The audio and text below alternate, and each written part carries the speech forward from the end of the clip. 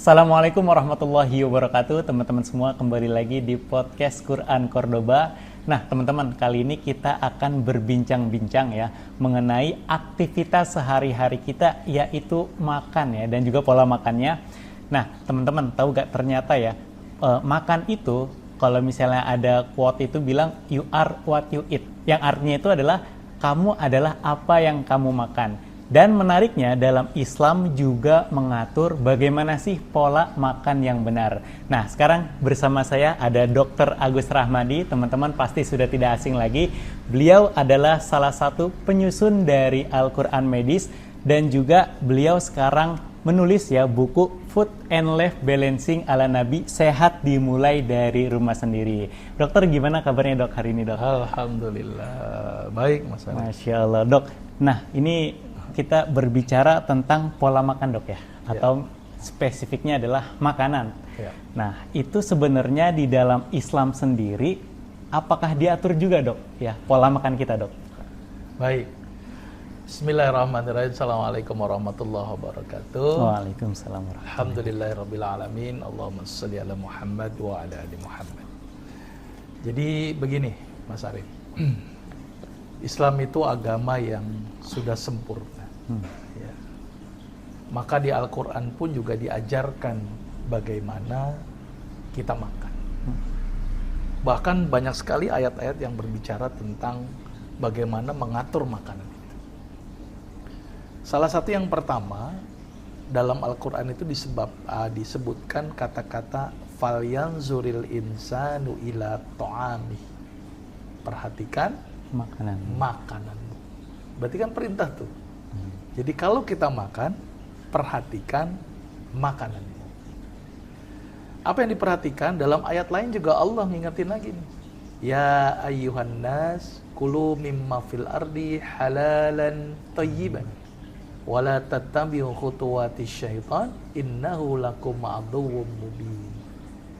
Apa yang harus diperhatikan? Allah ngingetin ke kita ini. Perintahnya ini ya ayuhan nas, untuk seluruh manusia.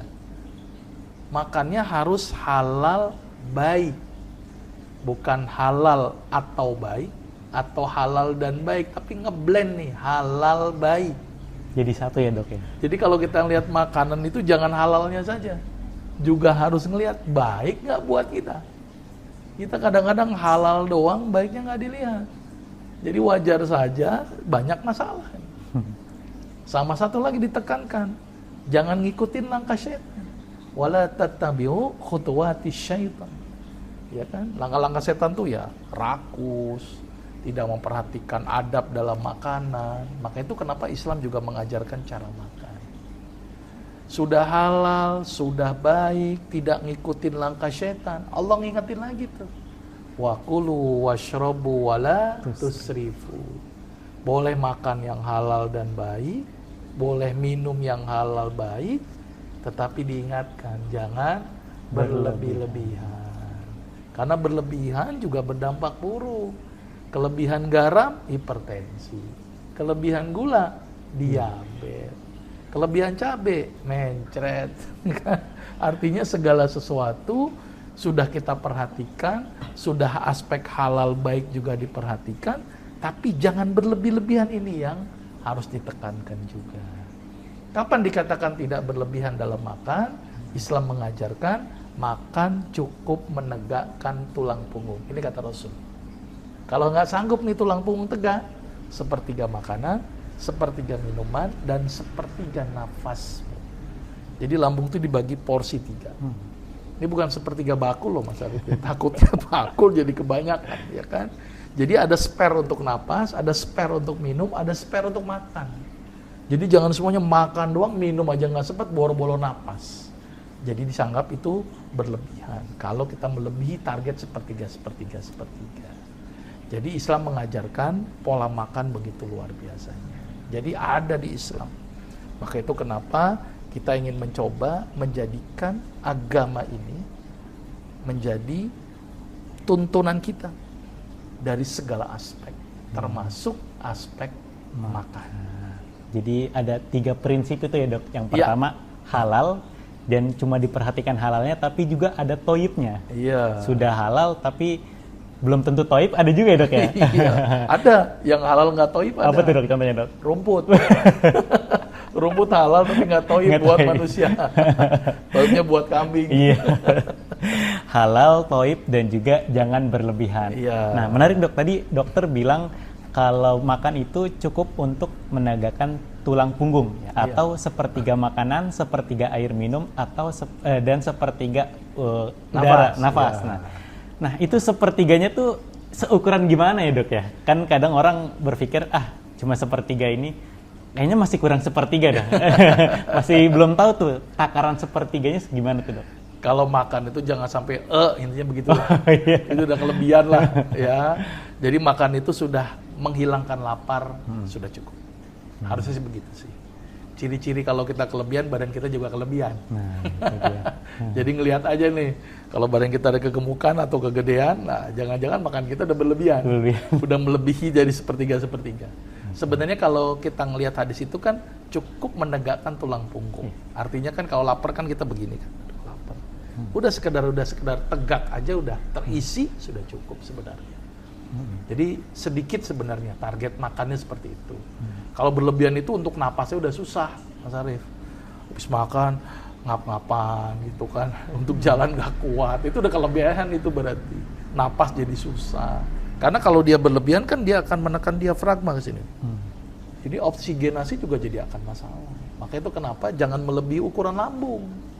Makanya kalau mau aman sepertiga tadi. Jangan semuanya makanan, minum nggak sempat, napas boro-boro masuk. Nah, itu yang jadi masalah. Iya. Jadi artinya makanan itu sepertiga lambung. Lambung tuh ya kira-kira makan ya sekedar udah ngilangin lapar udah cukup lah. Patokannya udah nggak lapar udahlah cukup. Tapi kadang-kadang lapar terus. Nah, itu dia dok, masalahnya dok. Ya kira-kira saja kalau begitu. Artinya sudah cukup ini terpenuhi buat kita. Intinya begitu. Tapi jangan sampai sampai napasnya susah. Nah, itu jadi masalah. Oke dok. Berarti sebenarnya aktivitas makan pun bukan cuma untuk kebutuhan fisik kita ya dok, tapi juga itu bisa bernilai ibadah kalau kita bisa menerapkan 3 prinsip tadi ya dok ya. Ya, karena gini. Sekali lagi ya. Makan bukan untuk hidup. Apalagi hidup untuk makan. Tapi makan adalah semata-mata mengharapkan ridha Allah.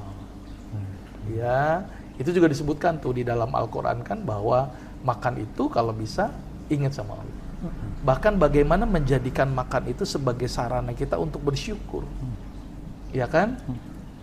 Jadi kalau kita ngelihat makanan, ternyata kita bisa makan. Bagaimana nasi ini sampai dari padi, ya kemudian dipanen, kemudian dikupas kulitnya, dibawa petani, dibawa ke pasar, dijual sampai ke makanan. Itu nilai syukurnya coba kita perhatikan.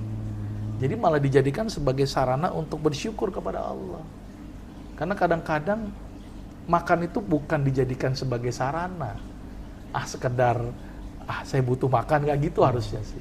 Memang kita butuh, tapi bagaimana menjadikan makan itu bernilai. Ya, maka itu kenapa ketika makan itu berdoa dulu. Bahkan doanya itu kan yang ngetren itu kan Allahumma barik lana fima razaqtana wa qina azabannar. Itu sampai azab neraka loh. Ada hubungannya dok ya? Neraka. Nah, artinya jadikan sebagai sarana kita ini semakin dekat dengan Allah. Jadikan makan itu sebagai sarana kita untuk selalu bersyukur gitu kan. Dan juga membayangkan berapa banyak orang yang tidak bisa makan. Jadi itu jadi bernilai gitu. Jadi tidak hanya sekedar makan itu untuk hidup saja, tapi bagaimana menjadikan makan itu menjadi sesuatu yang Allah ridhoi, sesuatu yang Allah senangi. Jadi begitu target. Jadi menarik juga nih teman-teman ya. Kita mungkin jarang melakukan kalau ada dihidangkan makanan tuh kita berpikir tadi gitu dok. bagaimana nasi ini bisa sampai ke kita gitu. Itu ternyata bisa menambah syukur kita ya dok ya. Ya. Justru yang terjadi kadang-kadang kalau udah lapar nih, udah nggak gitu-gitu lagi dok. Langsung aja dihabisin dok, dibabat dok. Ya, itu manusiawi sebenarnya. Artinya ya, harusnya dijadikan sebagai sarana. Tapi artinya juga kadang-kadang lapar lupa. Minimal berdoa lah. Ya, minimal berdoa. Kadang-kadang kita lupa sama doa dan berhenti sejenak untuk berdoa. Sebenarnya kalau kita mikirin makanan juga penting juga loh. Misalnya nih, kita makan. Ini kira-kira ngerusak tubuh apa enggak? Itu juga bisa dibikin loh. Kok ini kayaknya banyak pengawetnya nih, hindarkan. Jangan dimakan itu kan. Wah, ini kok ada yang gosong-gosong nih. Karsinogenik, jangan dimakan. Kan jadi juga sebagai sarana untuk kita menjaga amanah Allah. Badan ini kan diciptakan oleh Allah, diamanahkan ke kita, dan kita harus menjaganya. Bagaimana cara menjaganya? Hati-hati yang masuk ke dalam tubuh kita. Ini udah jelas-jelas ada pengawet, ada yang gosong-gosong, dimakan juga. Berarti kita zolim kan dengan amanah. Itu kan juga bisa sebagai sarana untuk kita berpikir. Maka itu kata-kata falyan zuri itu sebenarnya luas. Falyan zulil insanu ila to'ami itu luas sebenarnya. Tidak hanya ngelihat makan doang, tapi renungkan dari makanan itu. Halal baiknya, belum lagi tadi rasa syukurnya. Alhamdulillah kita bisa makan, mungkin saudara kita ada yang tidak bisa makan. Nah, itu yang perlu kita pertimbangkan.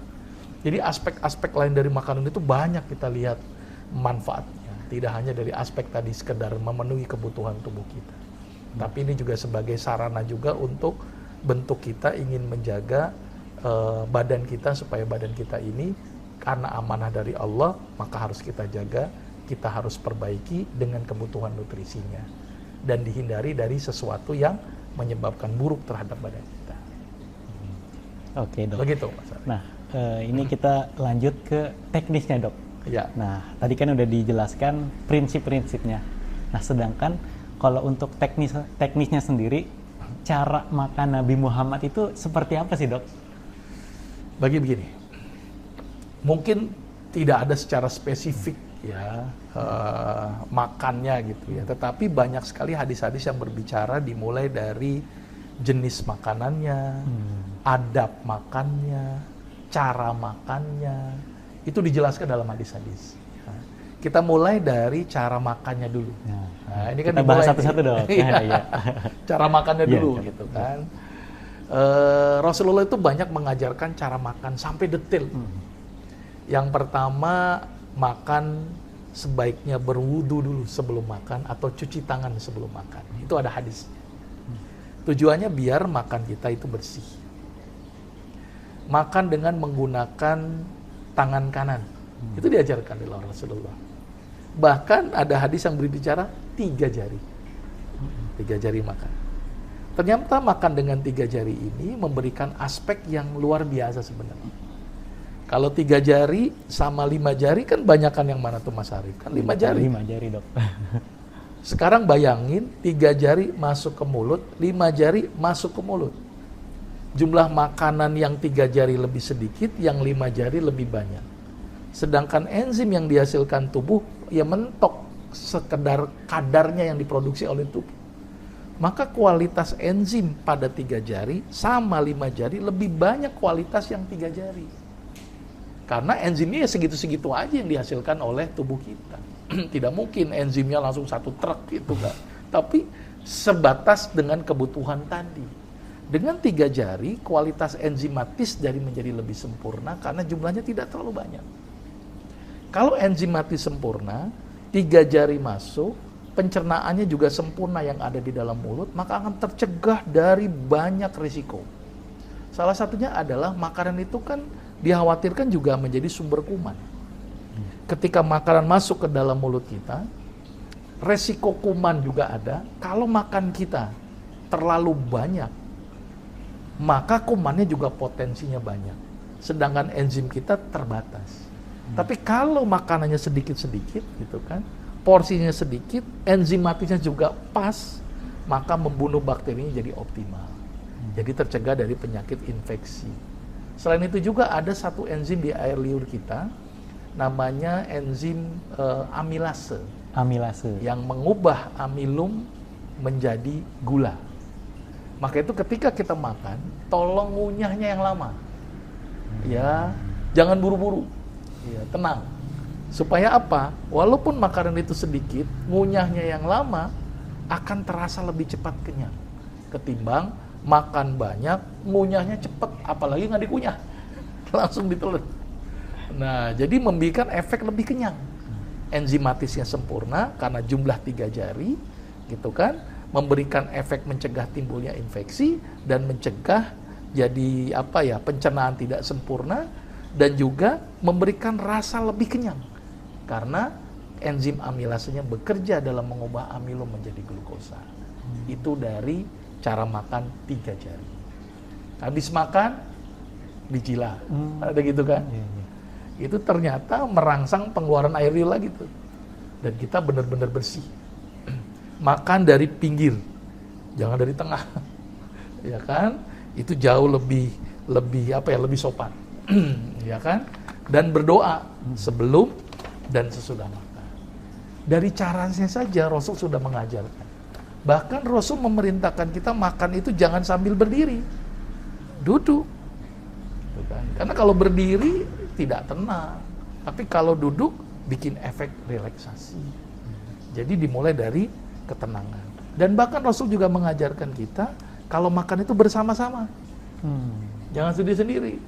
Bahkan di luar negeri itu sampai nggak ada bersama-sama, makan lewat cermin. Biar bersama-sama. Ternyata memberikan efek yang luar biasa. Makanya saya terangkan tuh, apa efek makan bersama-sama, apa efek makan pakai tangan di buku saya gitu kan. Apa efek makan kalau seandainya sambil berdiri. Itu saya terangkan secara lengkap di buku Food and Life Balancing. Jadi Islam mengajarkan sampai sedetail itu dari cara makan. Bahkan ketika makanan jatuh, Islam mengajarkan. Ambil makan yang jatuh, buang yang kotor, ambil yang tidak kotornya. Begitu rasional sekali itu Islam mengajarkan aspek makan. Jadi kalau ngikutin Rasul, ya ikuti tadi itu. Ya, cara makannya. Itu baru cara makan. Ya, jenis makanannya. Gitu kan. Rasul makan bervariasi. Rasul makan daging, makan. Rasul makan gandum, makan. Rasul minum susu, minum. Rasul makan kurma, makan. Jadi variasinya tetap ada. Jadi tidak monoton. Gitu ya. Kan kadang-kadang kita monoton ini terus ya. Rasul itu bervariasi. Dan satu lagi yang cukup unik dalam makan ini, Rasul itu mengajarkan banyak hal tentang makanan. Termasuk Rasul lebih banyak laparnya. Jadi nggak ada makanan, puasa. Gitu ya. Begitu prihatinnya itu ya. Jadi pentingnya juga keseimbangan tuh. Ada makan, tapi juga perlu hadirnya puasa. Supaya apa? Ada keseimbangan di dalam tubuh kita. Nah, Rasul ini banyak laparnya sebenarnya. Artinya makan tetap butuh, tapi jangan kebanyakan. Selingi dengan lapar. Lapar itu penting loh Mas Ali. Ya, lapar itu penting ternyata. Penting sekali. Banyak hal yang ternyata bermanfaat dari efek lapar. Ya kan? Nanti kita kaji nih dalam kajian tentang puasa. Nah, itu tunggu hadirnya buku saya lagi yang terbaru ya, tentang sehat dengan sunnah gitu kan, termasuk nanti puasa. Apa efek puasa dan kenapa pentingnya tubuh itu lapar. Ternyata tubuh itu harus dibikin lapar ternyata. Makanya itu wajar saja Allah itu menyuruh kita mewajibkan puasa Ramadan. Karena Allah tahu nih, ciptaannya ini harus dibenerin nih. Harus ada yang wajib nih. Kalau di sunah-sunah doang kayaknya nggak dijalanin nih. Jadi pentingnya lapar. Nanti dalam kajian yang berbeda. Jadi dimulai dari cara makan, jenis makanannya gitu ya kan. Bahkan waktunya pun juga diajarkan. Sampai waktunya ya dok? Iya. Makan itu kalau bisa, Rasulullah kalau mau makan malam, itu rata-rata adalah buah saja. Jadi Rasul lapar malam, buah. Sarapan pagi, Rasul juga mencontohkan dengan makan 7 butir kurma misalnya. Jadi sampai seperti itu. Kalau beberapa pendapat ulama, ini pendapat ulama ya, makan itu kalau bisa tergantung instruksi badan. Maka itu kalau bisa makan sebelum lapar, berhenti sebelum kenyang. Kan gitu kan? Karena kalau kita sampai kekenyangan, jadi masalah. Kalau sampai kelaparan, asam lambung, Naik. keluar banyak. Nah, jadi sebelum lapar, sebelum kenyang. Nah, itu beberapa ulama berpendapat seperti itu.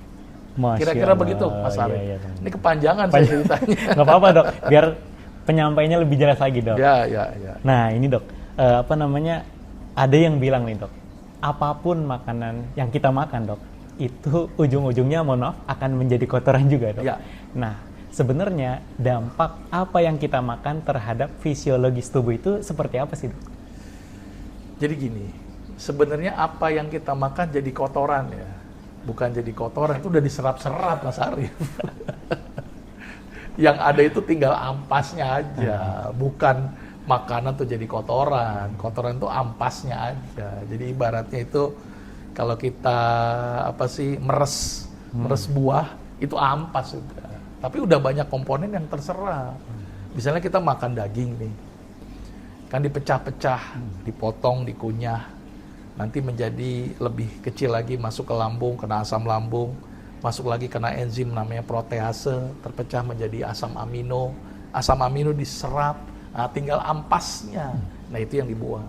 Tapi kan asam amino udah terserap. Kita makan nasi nih, ada karbo masuk ke dalam tubuh kita, ya polisakarida terpecah menjadi disakarida, monosakarida, jadi glukosa, sisanya ampas. Jadi yang keluar itu ya ampas. Ya, jadi manfaatnya sudah masuk ke dalam tubuh. Karena tubuh itu perlu kebutuhan nutrisi tadi. Perlu asam amino, perlu asam lemak, perlu glukosa, perlu vitamin, perlu mineral. Maka itu wajib. Maka itu kenapa pentingnya kita mengatur pola makan untuk kebutuhan tubuh kita. Jangan kita mendeklar ke satu pola makan tertentu gitu. Padahal Islam itu mengajarkan konsep yang menyeluruh tentang kebutuhan tubuh, ya kan?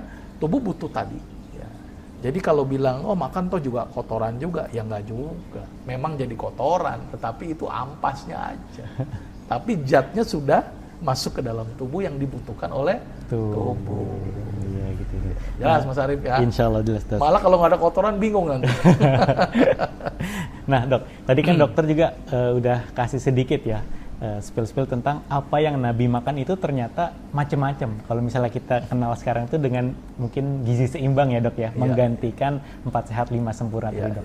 Nah ternyata apa yang Nabi makan itu sangat bermanfaat juga ya dok ya untuk kesehatan kita gitu dok. Contohnya tadi dokter bilang 7 butir kurma setiap pagi dan juga Rasul hanya memakan buah-buahan pas malam hari gitu dok. Nah, mungkin bisa dijelaskan dok ke teman-teman, ternyata apa yang Nabi makan itu juga ternyata banyak manfaatnya loh untuk kita semua. Betul. Jadi ini hadisnya juga berbicara tentang 7 butir kurma ajwa. Ini menarik kenapa angka 7, yaitu rahasia Allah ya. 7 butir kurma ajwa. Dalam hadis itu akan terhindar dari racun dan sihir. Ini menarik nih. Kok sampai selevel itu tuh? Ya, jadi pagi-pagi itu sarapannya 7 butir kurma tadi. Ya, karena tercegah dari racun dan sihir. Ternyata begini, ini menarik ketika kita belajar tentang kurma. Kurma itu ternyata memberikan energi yang cukup besar karena kandungan glukosnya. Kita tahu bahwa ketika pagi hari kita butuh energi untuk beraktivitas. Kalau aktivitas nggak didukung dengan energi, ya tekor kita. Ibarat mobil suruh jalan nggak dikasih bensin, ya udah tekor kita. Maka akan terjadi pemecahan-pemecahan yang berdampak buruk buat tubuh. Maka itu penting juga sarapan. Penting itu sarapan buat saya, ya. Karena Rasulullah mencontohkan gitu. Kurma, 7 butir kurma. Selain glukosa, kurma itu juga mengandung kalium. Kalium ini berperan penting untuk kontraksi otot. Otot kita ini kalau kerja itu butuh kalium. Di samping itu, kalium itu juga untuk mengontrol tensi, tekanan darah. Jadi kalau aktivitas tinggi kan dikhawatirkan orang yang punya tensi tinggi juga tambah tinggi resikonya. Maka penting kalium. Kalium itu diperlukan untuk mengeliminir ketika tensi berlebihan. Selain itu juga ada kandungan yang luar biasa, namanya triptopan. Triptopan ini ternyata dipakai oleh tubuh untuk membentuk semacam neurotransmitter, namanya serotonin. Serotonin itu neurotransmitter yang ada di dalam tubuh Yang itu kalau malam hari nanti akan dirubah menjadi melatonin. Melatonin itu hormon tidur. Artinya ini hormon-hormon yang bikin apa ya, mood kita menjadi bagus. Gitu ya.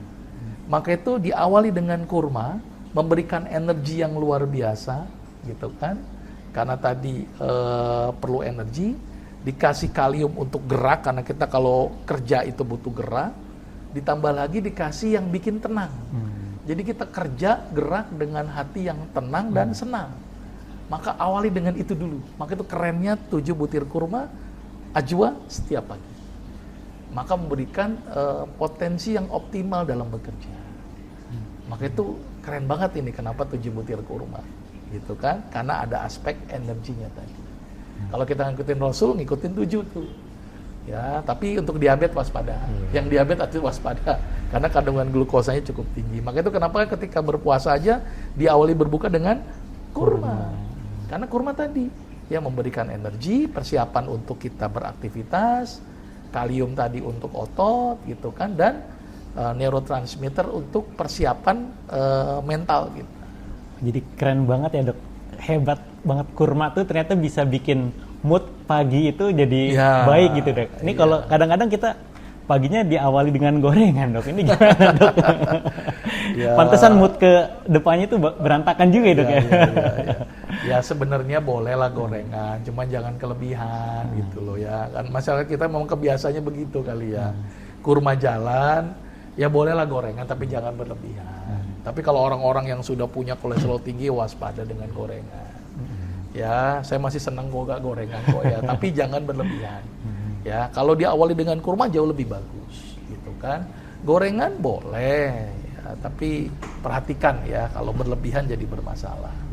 Ya, jadi variasi lah. Ya, masyarakat kita kan nggak biasa makan kurma doang. Kalau nggak ketemu nasi kayaknya kayak kurang lengkap gitu dok ya. Pagi-pagi pasti sarapannya nasi uduk, nasi kuning, bubur ayam gitu. Tapi coba dah teman-teman sekali-kali ya dok, bisa dipraktikan ya. 7 butir kurma ajwa setiap hari. Coba dibedakan antara hari biasa yang makan kurma dan hari biasa yang makan nasi uduk atau gorengan, itu gimana moodnya dok ya? Betul, bisa dipraktikan gitu dok. Bisa dicoba. Bisa dicoba. Ya. Nah dok, tadi dokter juga bilang ternyata penting juga loh untuk lapar ya dok. Lapar itu punya efek yang begitu besar. Nah itu kan berbicara berarti tentang diet ya dok ya. Nah sekarang ini kan macam-macam tuh dok, orang-orang bicara tentang diet, banyak macam-macam diet. Sedangkan apakah Islam sendiri itu menerapkan pola diet, atau apakah ada pola diet secara Islami dok? Iya. Di masyarakat ini diet kan identik untuk nurunin berat badan. Nah. Sebenarnya begini sih ya, Islam ini agama yang sudah sangat sempurna gitu ya. Sebenarnya diet itu mudah. Islam tuh punya diet yang keren buat saya, namanya Daud fasting. Daud fasting dong. Iya, puasa Daud. Itu keren banget tuh. Kan macam-macam tuh diet, ada diet ala A, ala B, ala C gitu kan. Ada diet metode ini, metode ini. Udahlah Daud aja lah, keren itu. Ya, Daud fasting itu keren banget kok. Ya, kan ada tuh yang model-model yang cara A, cara B gitu kan. Menurut hemat saya, Islam ini agama yang luar biasa gitu. Daud itu sampai dalam hadisnya itu Allah bilang cinta orang yang sampai puasa Nabi Daud. Berarti begitu hebatnya orang puasa Nabi Daud. Saya punya pasien sakit kolesterol, itu juga nggak turun-turun gitu ya. Saya suruh puasa Daud, turun ternyata. Ternyata Daud itu keren banget. Pola diet yang buat saya keren, cuman berat kali ya. Karena puasa, besok enggak, puasa enggak. Tapi kita punya diet lah, dengan cara-cara yang lebih baik. Nanti kita akan sampaikan dengan efek puasa Daud itu lebih detail lagi. Tapi sedikit saya sampaikan bahwa begini. Kenapa tubuh itu perlu dibikin lapar? Sedikit ya, ini mungkin bocoran aja, tapi karena berhubungan dengan diet. Jadi gini, tubuh kita itu kalau kemakan terlalu banyak, gitu kan. Ini analogika sederhana aja nih. Mas Arief ada 2 situasi. Situasi pertama, di rumahnya banyak makanan. Ya kan? Apa aja tersedia. Situasi kedua, makanan terbatas. Ini cuman ada Indomie doang untuk makan 7 hari, cuman 1 gitu. Ya kan? Sedih banget loh ya. Sedih misalnya gitu kan. Apa yang dilakukan ketika kurang makan? Maka Mas Arief akan mencari makanan-makanan yang ada. Mungkin sisa sayur dikit dipakai, ya kan? Kok ini ada sisa makanan yang dikit nih, kayaknya nggak kepake, dipakai lagi. Sama dengan tubuh. Tubuh itu ketika lapar, dia akan melakukan proses yang namanya autofagi. Autofagi. Nah, autofagi itu makanin yang ada di dalam tubuhnya. Yang dirasa dulu itu tidak penting, dia rombak lagi. Dia gunakan lagi. Karena tubuh itu perlu asam amino. Maka dia ambil dari sisa-sisa mungkin sel-sel yang rusak, dipakai menjadi asam amino.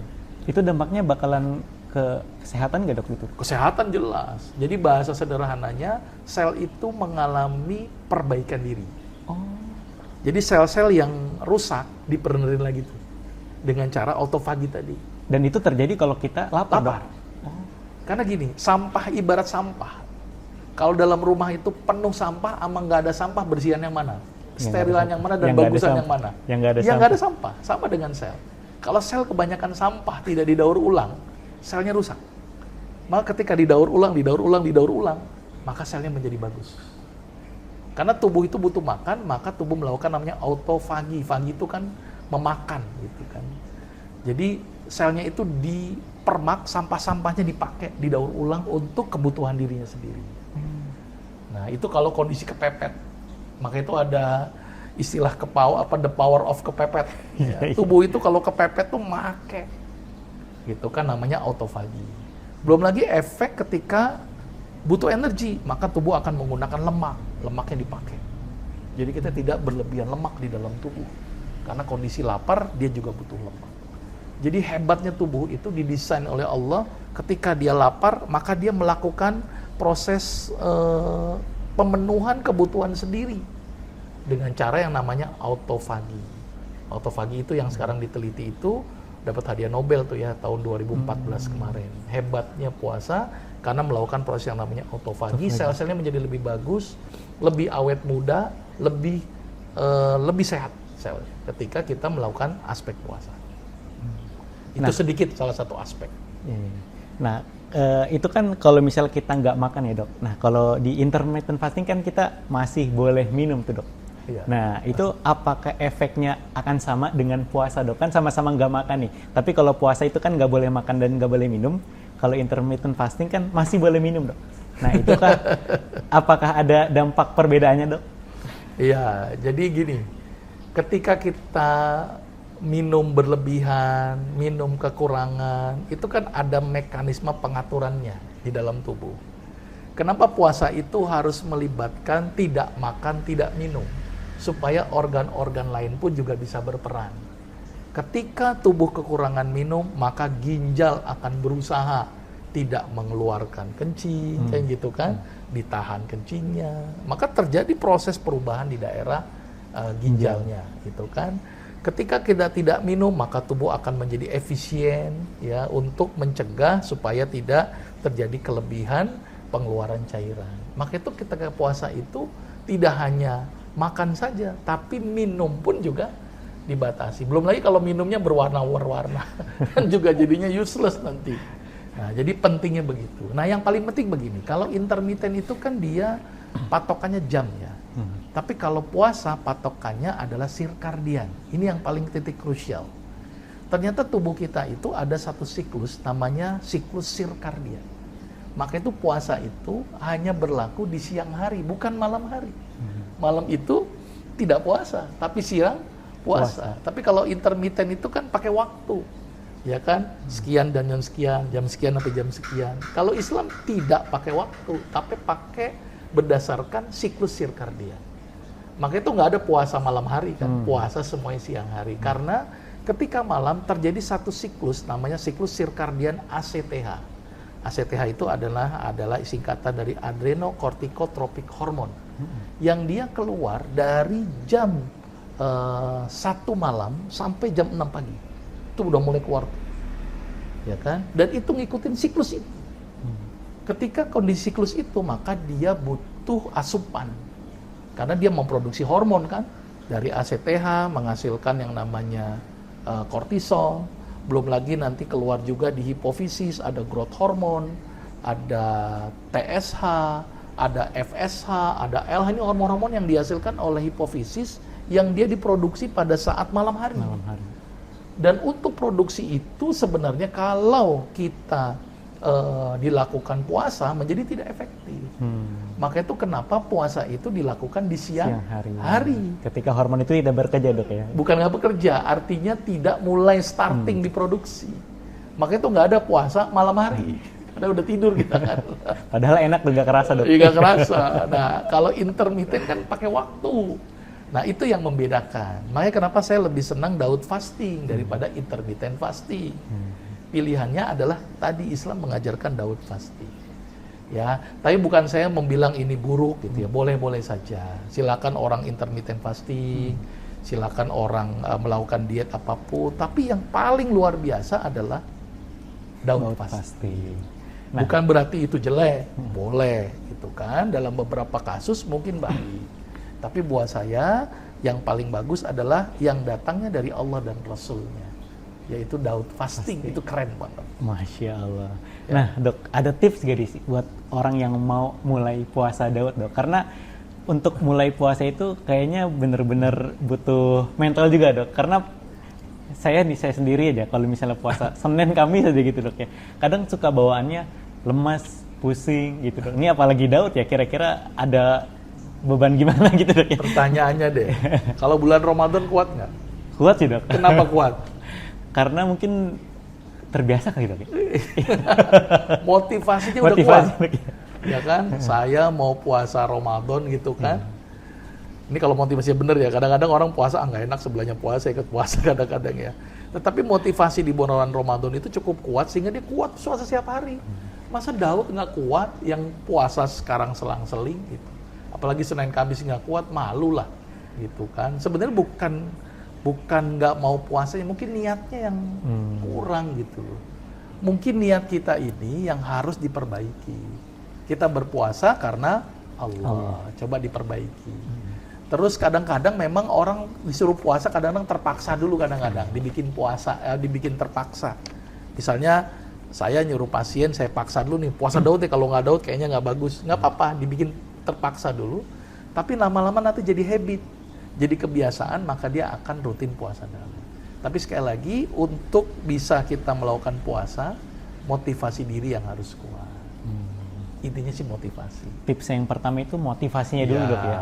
Boleh nggak sih, Dok, motivasinya itu biar kurus pertama, Dok? Ya, nggak masalah sih ya. Cuma jadi nilai ibadahnya jadi nggak ada khawatirnya loh ya. Karena kan semuanya kan innamal a'malu binniyah kan. Niatnya kita karena apa? Kalau niatnya karena Allah ya akan dapat semuanya. Tapi kalau niat kita cuma karena kurus doang, sayang banget ya. Rugi banget. Udah kurus mah dampak gitu. Ya, yang penting karena Allah dulu, kurus dampak. Gitu ya. Jadi niat satu. Kadang-kadang niat nggak kuat dibikin kepepet. Bikin aja kepepet gitu ya. Misalnya nggak punya makanan, nggak punya uang kan kepepet, mau nggak mau puasa. Kadang-kadang kepepet itu penting juga sih ya. Tapi sekali lagi yang paling utama niat kita. Kira-kira gitu, Mas Arif. Oke, Dok. Nah, kita lanjut ke ini ada pola-pola hidup sehat yang ada di Dr. Agus nih. Di buku ini salah satunya adalah banyak nih yang disarankan untuk puasa Daud. Nah, emang kira-kira puasa Daud untuk penyembuhan berbagai penyakit itu sangat berdampak ya, Dok? Ya, ini memang harus ada kajian puasa secara mendalam ini ya. Jadi gini, kenapa pentingnya puasa ini ya? Ya kan? Ternyata tubuh itu bisa dibayangkan nggak kalau kita nggak puasa? Tubuh itu kerjanya terus-terusan. Saya contoh ke lambung deh. Kalau kita nggak puasa nih ya, lambung makan nih, dicerna, kerja terus nih. Usus nyerap. Proses pencernaan dari lambung sampai ke ituan kotoran kan butuh waktu sekitar 8 sampai 12 jam. Belum selesai, siang udah makan lagi.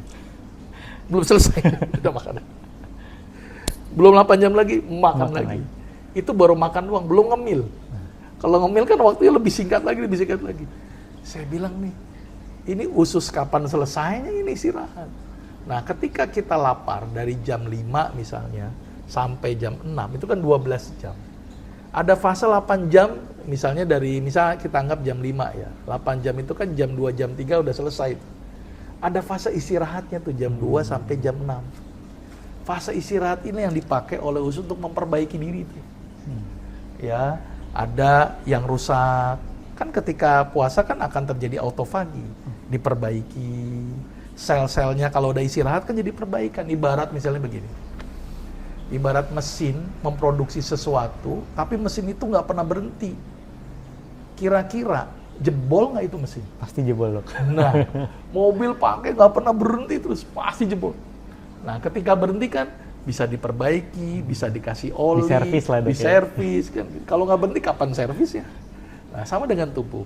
Maka kenapa puasa itu sangat bagus untuk pencernaan? Satu aspek. Aspek yang kedua, ketika lapar, kan nggak ada energi, glukosa nggak ada, maka akan ngambil cadangan glikogen. Glikogen habis, lemak diambil. Kita tahu bahwa kalau kelebihan lemak dampaknya kemana? Gemuk badan. Iya, obesitas, nanti ke jantung, ke stroke, kan banyak tuh. Kemana-mana, Dok, ya. Nah, makanya lemaknya berkurang kan? Nah, karena digunakan tubuh ketika lapar, karena nggak ada energi, dipakai oleh tubuh. Maka kadar lemak jadi lebih bagus, glukosa tidak berlebihan. Nah, berarti bagus nggak untuk penyakit-penyakit kolesterol, jantung. Kalau tadi bagus untuk usus. Itu yang kedua. Banyak efeknya. Yang ketiga, hormon. Biasanya growth hormon, terus kemudian ACTH, FSH, LH itu kan malam hari tuh. Ketika lapar, dia juga keluar.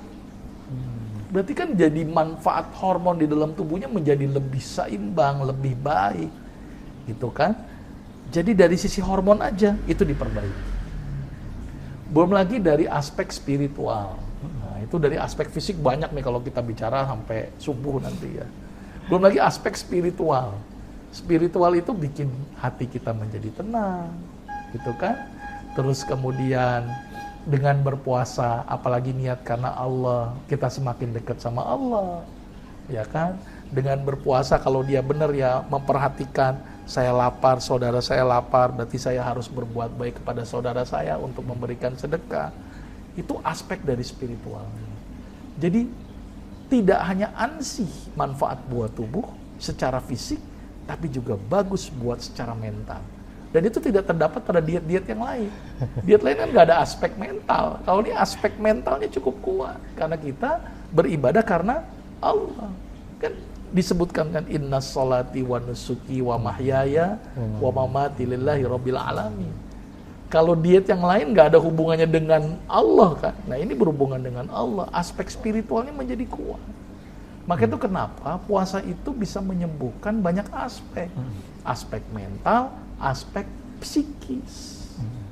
Ya kan? Tidak hanya mental apa fisik saja, tapi juga aspek mental dan psikis yang itu juga cukup penting buat kita. Itu kalau dimaknai bahwa puasa itu karena Allah. Tapi kadang-kadang puasa karena pengen diet atau karena nggak punya duit. Ya. Nah, kita lanjut lagi, Dok. Nih ada pola hidup. Ini saya penasaran, Dok, kok ada pola untuk senyum 20 detik ditahan, Dok, dan selama 20 kali itu untuk beberapa, bahkan untuk banyak penyakit itu. Ini apa hubungannya dengan kesehatan, Dok, senyum? Ini bukan food and life balancing ini. Jadi gini, ini pertanyaan netizen ya. Jadi gini, ini penelitian aja sih ya, bahwa orang yang senyum sebanyak 20 kali dengan durasi selama 20 detik, ini penelitian sih ya, itu akan keluar satu hormon di dalam tubuh kita yang namanya beta endorfin. Beta endorfin. Nah, beta endorfin ini memiliki efek sebagai hormon yang bikin rileks, santai. Kalau dalam pembuluh darah, dia bisa melebarkan pembuluh darah. Maka itu bagus sekali hormon endorfin ini untuk kasus-kasus hipertensi. Satu. Kalau orang rileks, bagus gitu ya, tenang, maka tensi menjadi bagus. Ya, terus selain itu juga buang air besar juga jadi bagus. Karena orang yang susah buang air besar itu kan karena gangguan peristaltik usus, karena stres dan sebagainya. Ketika dia rileks, mungkin jadi lebih nyaman. Terus ketika rileks, mungkin denyut jantung menjadi lambat. ya kan? Lain kalau tegang marah-marah, wah, jadi masalah buat ke jantung, jadi menjadi lebih bagus dengan senyum, ya kan? Terus dengan senyum, dengan kita lebih rileks, ya kan? Otot kita tidak menjadi tegang, ya kan? Terus jadi lebih santai gitu ya. Terus kemudian dengan rileks, banyak sekali masalah-masalah kesehatan yang bisa diobati dengan konsep rileks. Maka itu kenapa konsep kesehatan kita itu tidak hanya ke aspek fisik, tapi juga aspek psikis. Jadi solusi kalau pengen jasad kita bagus, solusinya adalah qalb kita harus bagus, psikis kita harus bagus. Maka itu tidak heran ketika Rasul bicara itu kan, inna fil jasadi mudghah, idza salahat salahal jasada kullu, wa idza fasadat fasadal jasada kullu, ala wahyal qalb. Hadis ini berbicara hubungan antara qalb hati gitu ya. Qalb, kalau kita nyebutnya qalb itu hati gitu ya, atau jantung secara organ, dikaitkan dengan jasad.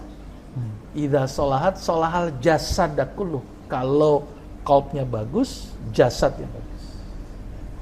Ternyata qalb dikaitkan dengan jasad, bukan qalb dikaitkan dengan amal. Kenapa enggak idza sholahat sholahal amala kulluh, tapi kenapa idza sholahat sholahal jasada kulluh? Berarti qalb dikaitkan dengan jasad, bukan dikaitkan dengan perbuatan. Ini menarik ketika mengkaji hadis tersebut. Maka itu untuk hidup sehat, ternyata qalbnya dibikin sehat. Salah satu qalb itu bikin sehat cuman satu kuncinya, ala bidzikrillahi tatmainul qulub. Banyak zikir, ingat Allah, maka hati menjadi tenang. Termasuk di dalamnya senyum. Ketika senyum, hati kita rileks, santai, senang, bahagia. Ya tidak tertekan, maka secara fisik jadi bagus sekali. Maka itu senyum itu bagus tadi yang saya bilang, hipertensi, jantung, pencernaan, mungkin ke ginjal, mungkin ke otak, sirkulasi darah menjadi bagus. Lain kalau ujian tegang sama ujian rileks, hasilnya lebih bagus ujian rileks. Tenang. Menghadapi sesuatunya jadi enjoy.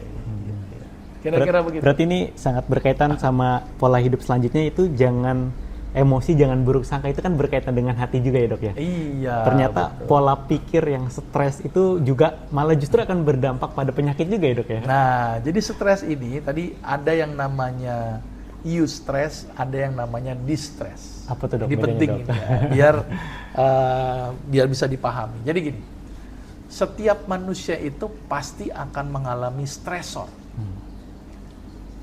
Dan Allah juga bilang itu kan, wala nabluwannakum bisyai'im minal khauf wal ju' wa naqsim minal amwali wal anfusi wat thamarat wa bassiris sabirin. Karena Allah bilang tuh, sudah pasti akan aku uji itu manusia dengan kurang jiwa, kurang harta, kurang buah-buahan gitu kan. Tapi berilah kabar gembira kepada orang-orang yang sabar. Jadi kita itu pasti akan ada stres. Karena kalau nggak ada stres, nggak ada yang motivasi kita. Cuman bagaimana kita menghadapi stres. Kalau kita bisa menghadapi stres menjadi sesuatu yang positif, berarti itu stres yang bagus. Namanya eustress. Tapi ketika menjadi negatif, akan timbul yang namanya distress. Stres yang salah. Dampaknya apa ketika orang stres? Dan itu maksudnya distress, maka kadar kortisol menjadi meningkat. Ketika kortisol meningkat, ini dampaknya. Pembuluh darah ciut, ya, kemudian jantung berdetak cepat, gula semakin naik, gampang sekali kita depresi, imun menjadi turun. Karena salah satu fungsi kortikol berlesian itu menyebabkan imun menjadi drop. Jadi orang yang stres dampaknya buruk. Maka itu supaya tidak stres, ya tadi, kenali Allah, dekati Allah, pahami Allah, rasakan Allah itu hadir dalam kehidupan kita, maka kita tidak stres. Mungkin orang banyak percaya Allah, tetapi tidak semua orang bisa menghadirkan Allah dalam kehidupannya. Ini hal yang cukup krusial, hadirkan Allah dalam kehidupan kita. Maka kita tidak akan stres. Ya, tidak akan stres artinya distress. Tapi yang pasti semua orang ada stres. Kayak Pak Sarip nih, ayo kejar target misalnya. Kan ada stres, diarahkan yang positif. Dibikin enjoy kerjanya, kan jadi positif. Tapi kalau ngedumel, yang ada malah stres. Apa sih ini ya? Kadang-kadang gosipin bos kita kan, mana sih ini? Itu yang jadi berdampak buruk. Jadi bagaimana mengubah stres itu menjadi sesuatu yang baik, itu tinggal tanggapan kita. Karena kalau kita stres akan berdampak kepada banyak penyakit. Tadi peningkatan kadar kortisol yang akan berdampak kepada organ-organ tadi. Tapi gini dok, kadang orang ya, secara otomatis mungkin ya dok ya, kalau misalnya stres itu, kita balik lagi ke pola makan dok. Ya. Wah, kalau udah stres tuh bawaannya kayak pengen makan banyak atau enggak makan sama sekali gitu. Nah, itu gimana dok pendapatnya Itu dok? pikiran aja itu sebenarnya sih ya. Ada orang yang melampiaskan nggak mau makan. Ada orang yang saya mau jadikan makan, itu masing-masing saja. Pelampiasannya gitu kadang banyak ke makanan gitu. Jadi makanya kadang orang stres itu bisa jadi gemuk, bisa jadi kurus gitu dok. Iya, betul, tergantung karakternya dia. Ya, ada yang memang caranya begitu untuk mengeliminasi stres. Sebenarnya cara eliminasi stres itu mudah kok. Ya tadi ala bidzikrillah tatmainul qulub gitu ya. Kembali kepada ingat pada Allah, maka stres itu akan tereduksi. Gitu kira-kira Mas Ari. Baik dok, ini kita balik lagi ke makanan dok. Ya. Nah, kira-kira dok, kan tadi dokter menyebutkan ada kurma, ada apa tadi tuh talbinah ya dok ya. Nah, kira-kira kalau di makanan Indonesia sendiri, makanan lokal, itu ada gak sih yang baik untuk kesehatan kita dok? Secara umum semua makanan itu baik. Ya nggak ada yang jelek lah. Selama itu real food ya. Kalau udah olahan-olahan itu jadi jelek lah ya. Jadi sebenarnya Allah itu menciptakan segala sesuatu ini tidak ada yang sia-sia. Allah nyiptain talbina, Allah juga nyiptain kangkung. Allah nyiptain kambing, Allah juga nyiptain ayam. Ayam bagus, yang jadi masalah itu kan sebenarnya prosesnya sebenarnya. Contoh gini, kenapa kok orang yang sakit kolesterol itu kok jangan makan daging? Sebenarnya bukan nggak makan daging. Prosesnya itu yang jadi masalah. Daging itu kan kalau dimasak kan nggak mungkin daging doang kan, pakai santan. Kurang lengkap kayaknya kalau nggak pakai gitu kan. Misalnya kan, udah gitu mohon maaf kadang-kadang santan dimasak berulang. Karena kalau berulang katanya enak, itu jadi masalah. Sebenarnya daging sendiri bagus. Buktinya itu buaya, singa makan daging nggak ada yang kena stroke. Artinya kan daging itu sebenarnya bagus. Tapi kadang-kadang prosesnya yang menjadi masalah. Atau ketika berlebihan. Ya, pagi daging, siang daging, malam daging, mimpi daging. Lah itu kan jadi masalah kan. Jadi berlebihannya yang berdampak buruk. Jadi sebenarnya makanan-makanan di Indonesia bagus. Di Arab bagus gitu kan. Makan kurma bagus. Dok, saya nggak ada kurma gitu kan. Adanya getuk, bagus getuk misalnya gitu kan. Artinya segala makanan ketika dikonsumsi tidak berlebihan, selama prosesnya itu halal dan baik gitu kan, dan tadi ada batasan-batasan, maka itu insya Allah tidak masalah.